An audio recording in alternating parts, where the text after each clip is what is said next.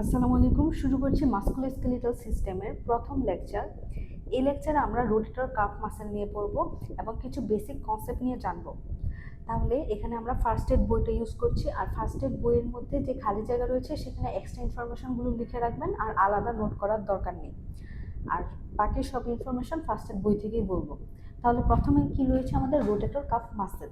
তার আগে আমরা আমাদের প্রথমে অ্যানাটমি দিয়ে শুরু হয়েছে, যেখানে আপার লিম্ব সম্পর্কে বলা হচ্ছে। তাহলে আমরা আপার লিম্বের আগে বেসিক যে কনসেপ্টটা সেটা আমরা আগে ক্লিয়ার করি।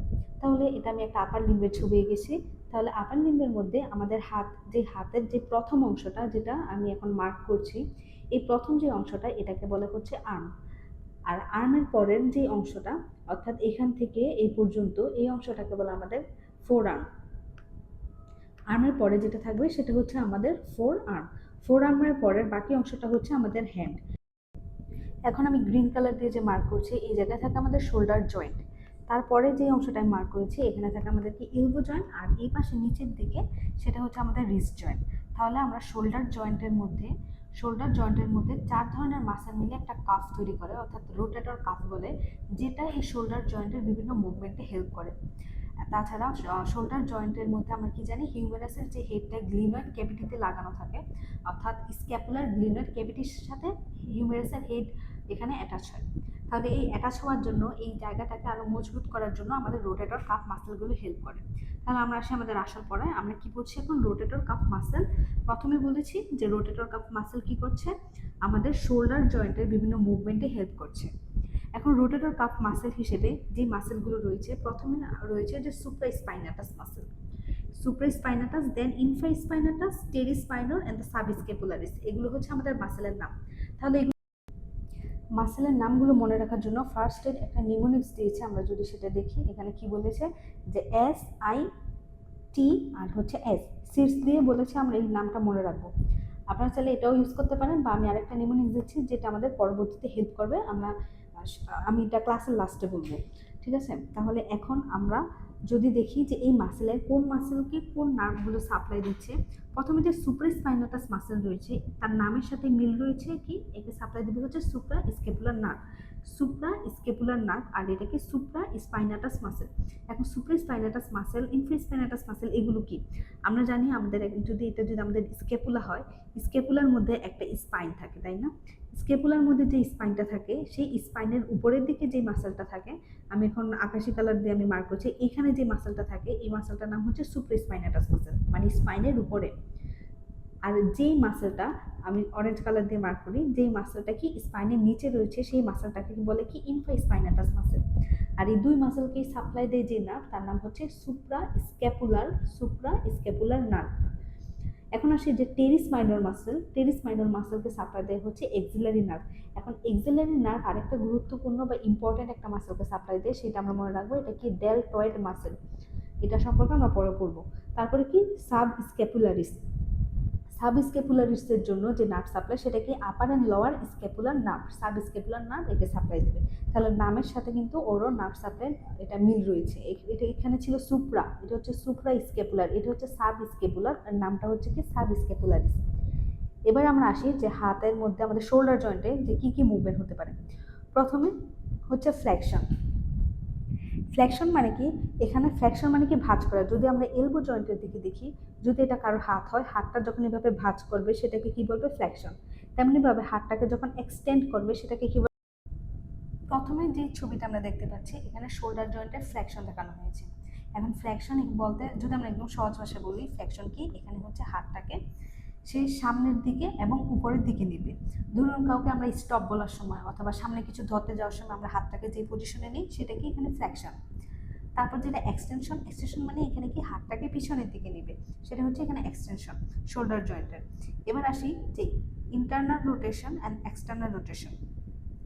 তার আগে এখানে হচ্ছে এবিডাকশন অ্যান্ড অ্যাডাকশন কি। ওকে, যে প্রথমে আমরা পড়বো যে এবিডাকশন অথবা কি অ্যাবডাকশন। এবিডাকশন বা অ্যাবডাকশন মানে হাতকে, এখানে যে হাতের যে শোল্ডার জয়েন্টটা রয়েছে, এখানে মেনলি শরীর থেকে হাতকে এভাবে দূরের দিকে সরিয়ে নিয়ে যাবে, সেটাই কি অ্যাবডাকশন। এবার আসি আমরা যে অ্যাডাকশন। অ্যাডাকশন মানে কি, হাতটাকে যখন সে কাছে নিয়ে আসবে সেটাই হবে কি অ্যাডাকশন। তাহলে হাতকে যখন দূরে সরিয়ে নিচ্ছে সেটা হচ্ছে অ্যাবডাকশন, আর যেটা এখানে কাছে আছে সেটা হচ্ছে অ্যাডাকশন। এখন এই দুটো যদি কনফিউশন লাগে তাহলে আমরা মনে রাখবো যে কখনো যদি আমরা অ্যাডিক্টেড, ধরুন ফোন অ্যাডিক্টেড বা ড্রাগ অ্যাডিক্টেড পিপল যদি আমরা বলি অ্যাডিক্টেড দুইটা দিয়ে আসে, তাহলে সেটা দিয়ে আমরা মনে রাখবো অ্যাডিক্টেড বা অ্যাডাকশন।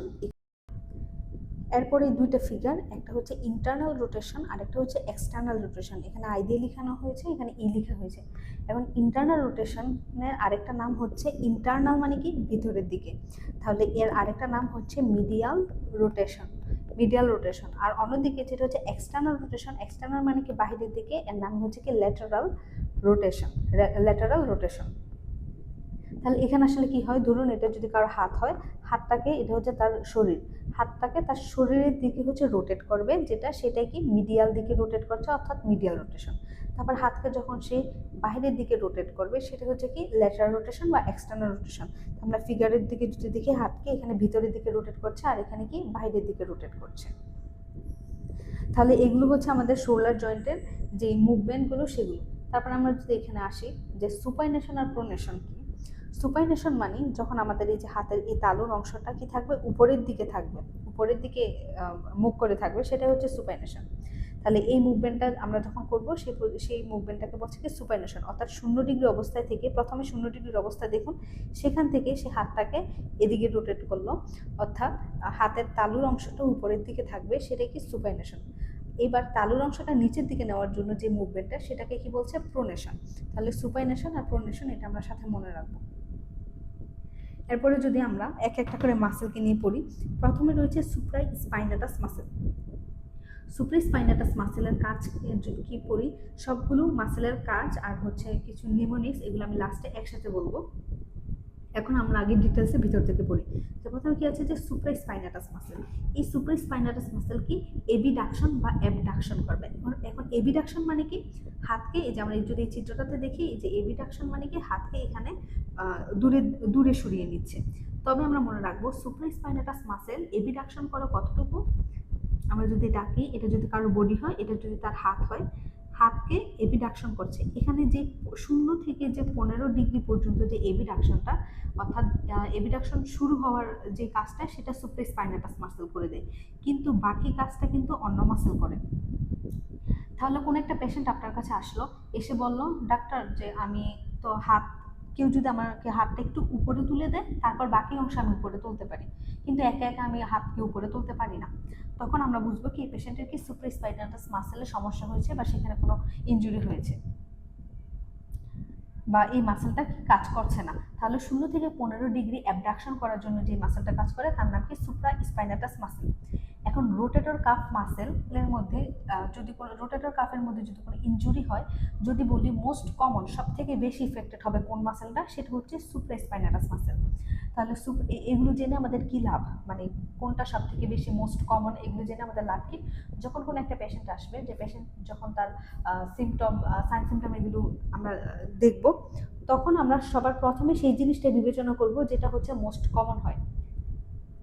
তাহলে রোটেটর কাফ ইনজুরির জন্য মোস্ট কমন যে মাসেলটা ইনজুর হয় সেটা কি সুপ্রা স্পাইনাটাস মাসেল।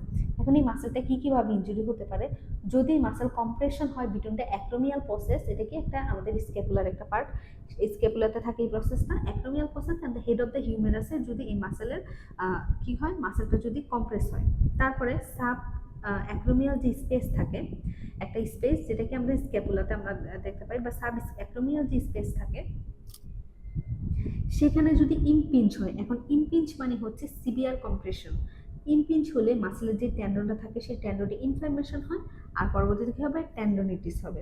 এখন এই সুপ্রা স্পাইনাটাস ইনজুরি মোস্টলি কাদের ক্ষেত্রে দেখা যায় যদি আমরা বলি, সুইমারদের ক্ষেত্রে, আর কাদের ক্ষেত্রে, আর হচ্ছে যারা ডিস্ক থ্রোয়ার, ডিস্ক থ্রোয়ার মানে হচ্ছে এক ধরনের খেলায় যেরকম ধরনের চাকতিনিকে বলা যায় ডিস্ক থ্রোয়ার, তাহলে সুইমারদের ক্ষেত্রে আর হচ্ছে ডিস্ক থ্রোয়ারদের ক্ষেত্রে আমরা কি সুপ্রা স্পাইনাটাস মাসেলের ইনজুরি দেখতে পাই। এখন কিভাবে বুঝবো যে একটা পেশেন্টের ট্যান্ডিনিটিস হয়েছে নাকি টিআর হয়েছে, সেটা আমরা কিভাবে ডিফারেন্সিয়েট করব। যদি পেশেন্ট অ্যাবডাকশন করার সময় পেইন ফিল করে, তখন আমরা বুঝবো কি ট্যান্ডোনিটিস হয়েছে, কিন্তু যদি সে অ্যাবডাক্টই করতে না পারে, তখন আমরা বুঝবো, ইনএবিলিটি টু অ্যাবডাক্ট যদি হয়, তখন আমরা বুঝবো কি তার টিআর হয়েছে। তাহলে এই দুইটা দিয়ে আমরা বুঝতে পারি যে ট্যান্ডোনিটিস হলে পেইন হবে, আর টিআর থাকলে কি হবে, ইনএবিলিটি টু অ্যাবডাক্ট। এখানে আমরা সুপ্রাস্পাইনাটাস মাসেল ড্যামেজ হয়েছে কিনা সেটা আমরা কিভাবে বুঝতে পারি, এর জন্য আমরা একটা টেস্ট করি। সেই টেস্টটার নাম কি? Empty full can test.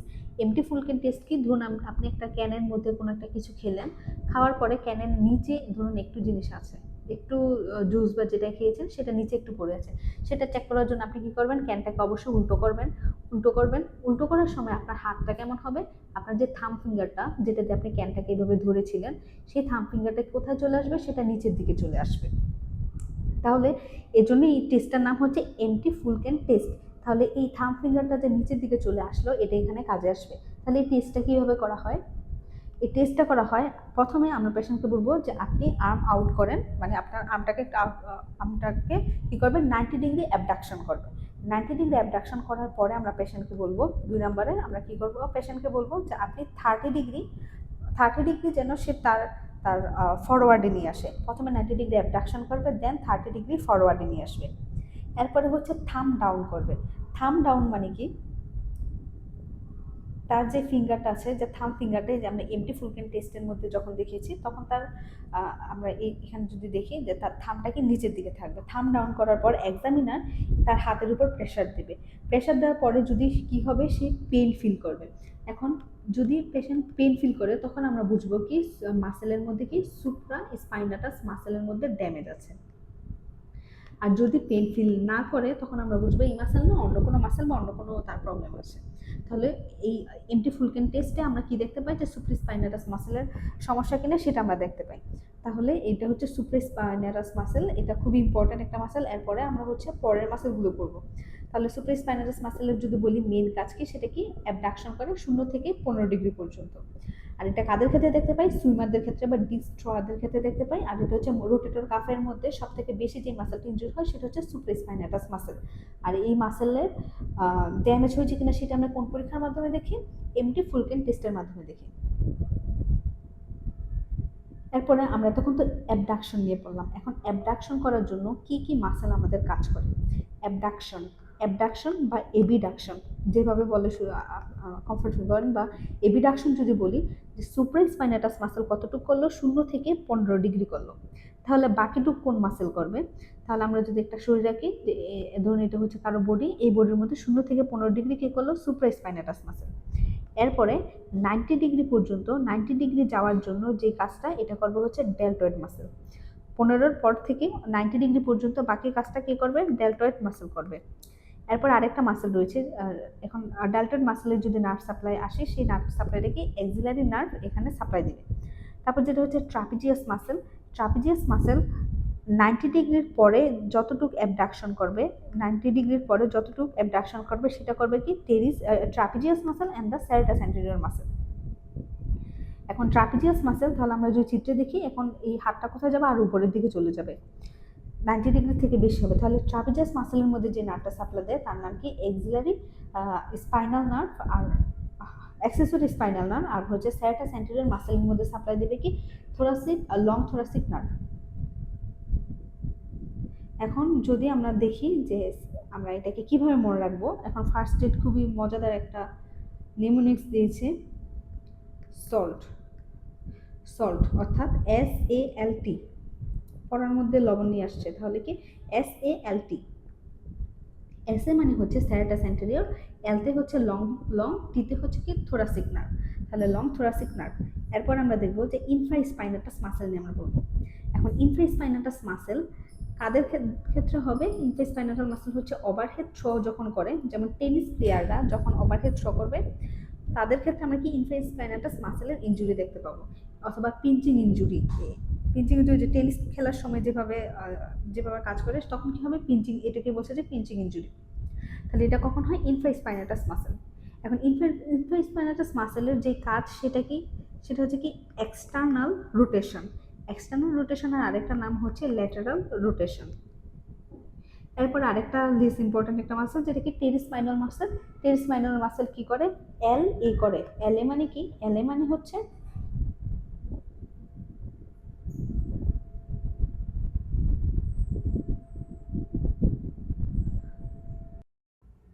Lateral rotation আর কি? অ্যাডাকশন। এরপর রয়েছে সাব স্কেপুলারিস। সাব স্কেপুলারিস কি করে? Medial rotation plus addiction.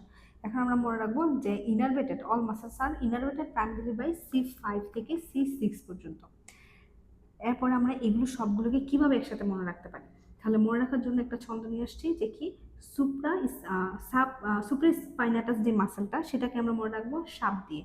Supra মানে কি সাপ, তারপর হচ্ছে সাব, সাব মানে কি হচ্ছে সবাই, তাহলে সাপকে সবাই তারাই নিচে, তারাইতে হচ্ছে টেরিস, তারাই নিচে, নিচে মানে কি ইনফ্রাস্পাইনাটাস। এখন তারাই দিয়ে টেরিস মাইনর, টেরিসের কিন্তু আরেকটা মাসেল রয়েছে তার নাম কি টেরিস মেজর।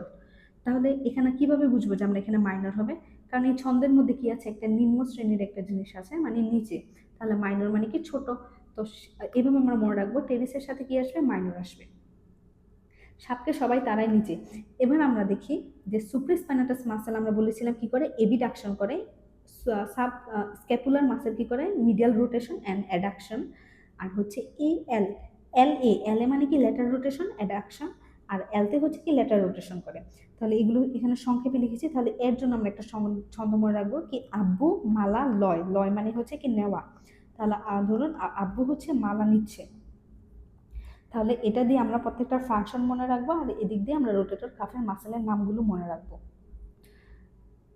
তাহলে মাস্কুলোস্কেলিটাল সিস্টেমের অন্যান্য লেকচার আর ফার্স্ট এডের উপর আরও লেকচারগুলো যদি পেতে চান তাহলে আমাদের এই নাম্বারে যোগাযোগ করতে পারেন, বা আমাদের ফ্রি কোর্স সম্পর্কে যদি জানতে চান হোয়াটসঅ্যাপে ফ্রি স্টাডি ডিসকাশন সেশন নিয়ে, তাহলে আপনারা এই নাম্বারে যোগাযোগ করতে পারেন।